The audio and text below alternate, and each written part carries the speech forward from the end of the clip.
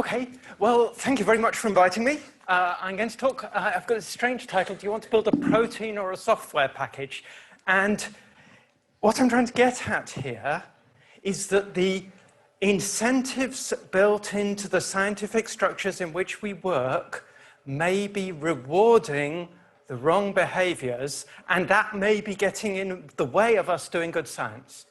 Okay, big picture. Right. So, here's where we're going to start. So, as you may know, some of what I've been doing in the last few years has been looking at historical climate data. And there are historical temperature data sets spanning the last 150 years from NASA and NOAA and the Met Office, which people use for evaluating climate models and for understanding what we're doing to the climate system. And there are these three big data sets and a couple of more minor ones. And typically, what a climate scientist does is they look at these three data sets and say, which of these is best for my problem? They're not really interested in the data sets per se. They're interested in solving their own problem, answering their own research question. Now, I was looking at this from a perspective of an outsider, trying to understand what the public take away from the science, in particular in the context of science denial. So I came into this area and asked a different question, and I asked, why do they differ? And for some reason, no one in the field was really asking this, and yet to me it seemed like the most important question. So this became an autistic special interest, and I spent 5 years training myself to answer this question and finding people who could help me until I could produce some answers, and then very rapidly published 5 or 6 high-impact papers on this, and then another half dozen papers on related issues. So in this case, asking the right question was the thing that made a huge difference. Now, why am I telling you this? Well, in crystallography, we've got a variety of model building packages from different authors, 3 which were quite highly cited, and some others which the boxes aren't supposed to represent how often they're used. I'm just doing parallelism with the previous slide, really. And no one was asking this question, and I was very lucky to have a student, Ahmad, he's here, wave, Ahmad? Yes, there he is, who came along as a computer scientist looking at applying meta-heuristics to model building, and he looked at this situation and said, why do they differ? And suddenly things were clicking in my head. I've seen this before. And then he said, I want to write a paper about it. And my heart sank because I could see huge political and social problems with us writing a paper about this. So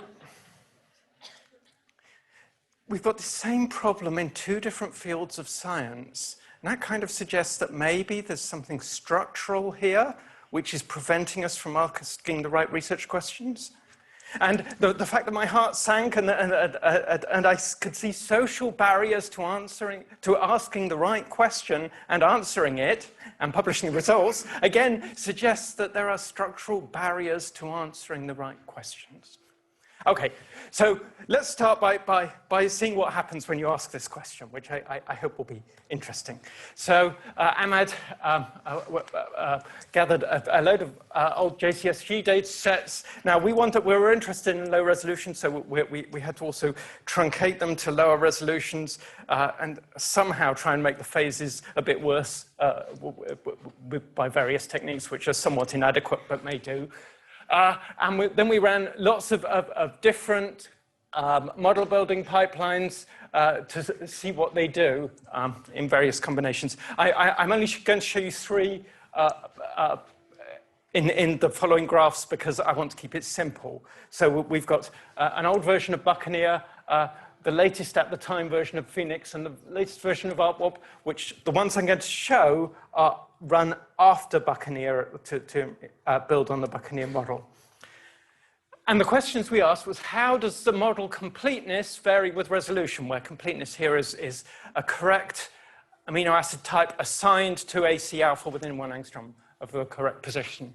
So high is good here. And the resolution is not linear axis, it's binned. So we've got kind of high resolution, medium resolution, and then going increasingly low.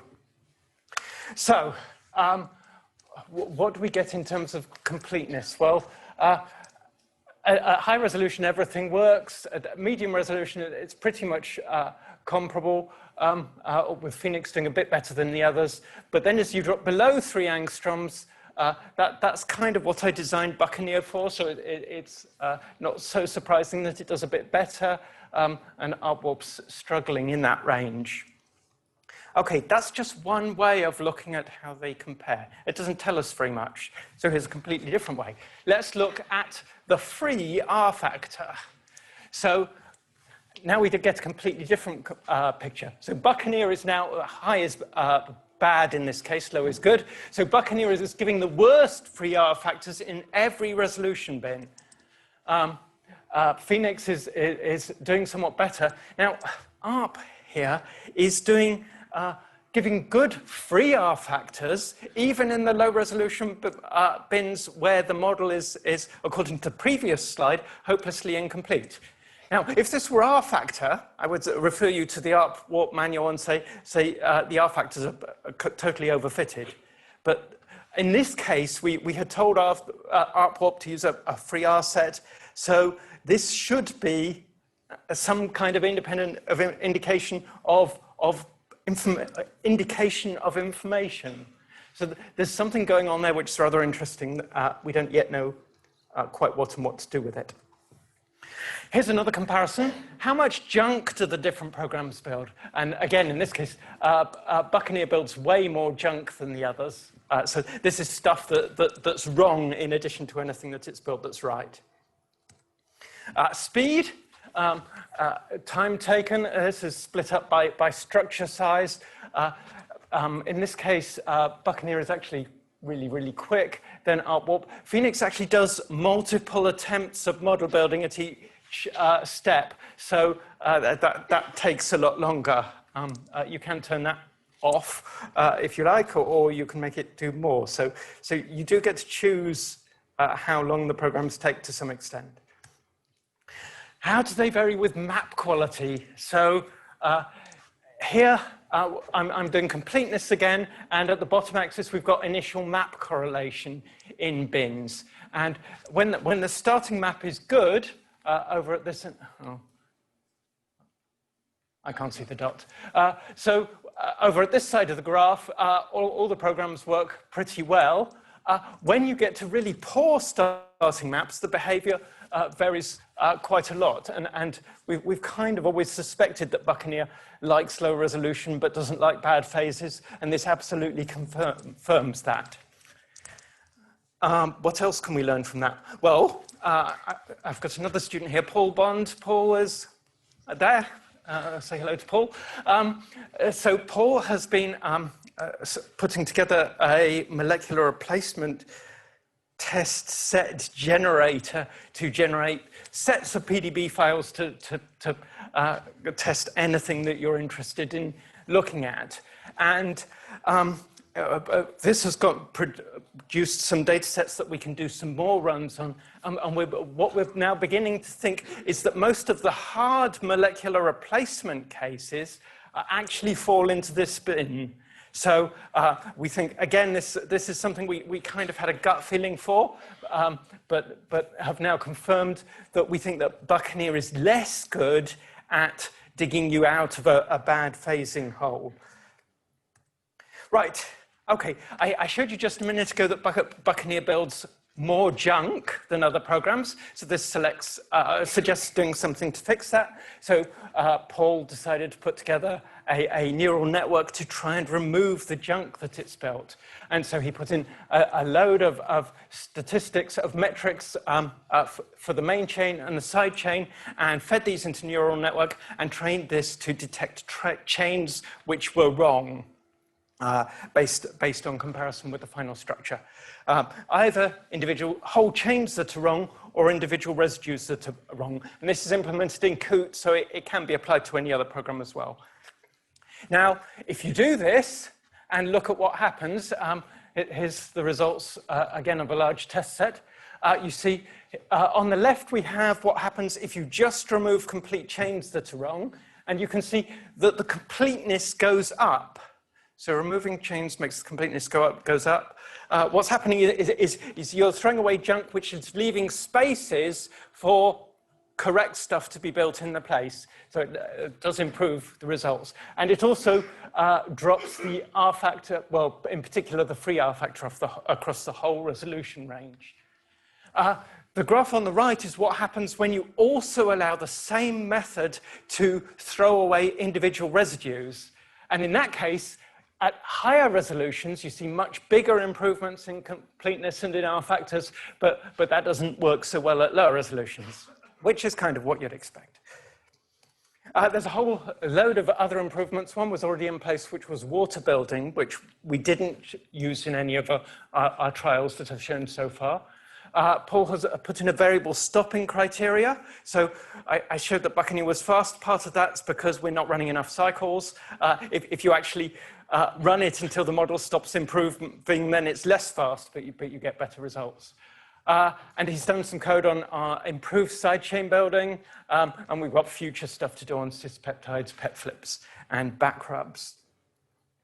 Okay, what about EM? So if you remember from Emad's pictures, we saw that Buccaneer is quite good at low resolution, but not very good with poor phases. This actually suggests that it should be quite good for EM because we tend to get quite good density but limited resolution. So my postdoc Scott, where's Scott? There he is, yes, hi. Tried this out, and if you just try it naively, it doesn't work at all. So that was interesting. That was pointed us to something, things that we might need to know that are different about EM maps. Well, it turns out that one of the things that Buccaneer depends on is accurately determining the scale of the map that it's working from, or fixing the scale of the map that it's working from. And the methods that we were using don't work for EM. We haven't addressed that problem yet, but Buccaneer happened to have already a couple of modes which you could turn on, which by chance remove that dependency on scale. So if we change those, then suddenly it starts working, and then it's all implemented in a CCP user interface.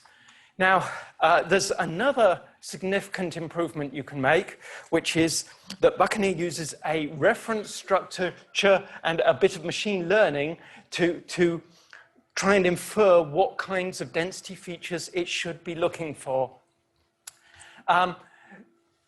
So the obvious thing to do was try and switch that to an EM structure instead of an X-ray structure. And it turns out that that doesn't affect the tracing at all, but it makes some quite significant improvements to the sequence assignment. And that's presumably due to the charged side chains. And so that's available, you can use it. We recently applied it to, in the EMDB model metrics challenge. Hopefully next time there'll be some lower resolution cases, because this was fairly easy. Just on defaults, it only made 5 little tiny errors, and if you tweak the parameters, you can get it 100% correct straight away. Now, one other thing this exposed us to is the number of interesting model building developments that's coming from the EM community. But at the moment, a lot of them are only solving parts of the problem. And for all the other parts, they're either going to have to reinvent wheels, or perhaps maybe there are alternatives where we reuse the best bits from other tools. So that's interesting. Okay, now, just like the climate scientist who says which tool is best for, which data set is best for my problem, users often ask me, which model building software should I use for my problem? And Emad then immediately jumped on this problem and just ran off and trained a random forest algorithm to predict how well different model building programs would work given a few statistics of the starting map, like standard deviation, skewness, and so on. And it turns out that you can make reasonable predictions. In each of these cases, the number on the left is the prediction, and the number on the right is what the program actually achieved. So you can ask this, what software should I run? It says, oh, poor Phoenix in both the first and the last case, and Buccaneer in the middle one. The interesting thing here is that Phoenix is much more predictable than the others. So we suspect that's because Phoenix makes multiple model building attempts at each cycle and therefore eliminates some of the randomness that occurs in the model building process.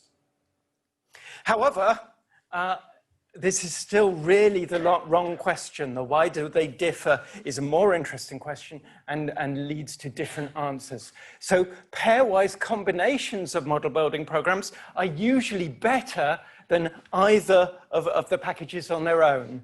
So here's what happens if you run Buccaneer as a preprocessor to Phoenix. You get more complete models in every resolution range than either Buccaneer or Phoenix on their own. And that's something that's been implemented in Phoenix Autobuild as an option if you have CCP4 available for a long time. The Beijing group have got this pipeline IPCAS, which does something even more sophisticated where it runs alternate cycles of Buccaneer and Phoenix Autobuild. Right, okay. So coming back to the big picture, this brings me to the question of how we best support users, because users shouldn't be interested in the details of the software or who wrote it or even who they're supporting. Users should be interested in getting the best model of their protein. And if we are supporting users, then we should be helping them to do that. So asking the right question is a first step towards doing that, and then using the answer to make better software. And we should be willing to cross boundaries and break conventions where that is necessary. So are there structural biases in the way we do science which were preventing us from asking this question all along? So some of it has to come from the funding models that we're working under. And that's a real and absolute distorting effect on what we do. And we have to work within those constraints, but we should probably try and recognize those distorting effects and not let them inhibit us. I kind of wonder, the problem with systemic biases and structural biases is that they are almost impossible to see when you are part of a system, when you are inside it. So I think we should be speculating about whether there are more fundamental biases to be addressed, but whether we are able to say anything about that or do anything about it is more doubtful. So I kind of wonder if this whole competitive model might be something that's been imported over from socioeconomic circles into science. Maybe it's a model that is supposed to produce financial efficiency, is being tried to apply to produce scientific efficiency. Is that a reasonable thing?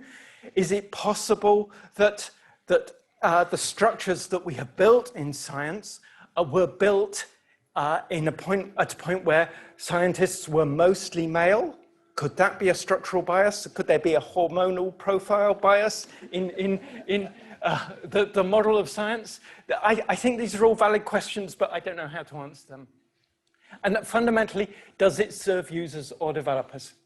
Now, for me, the incentive structures are wrong, personally.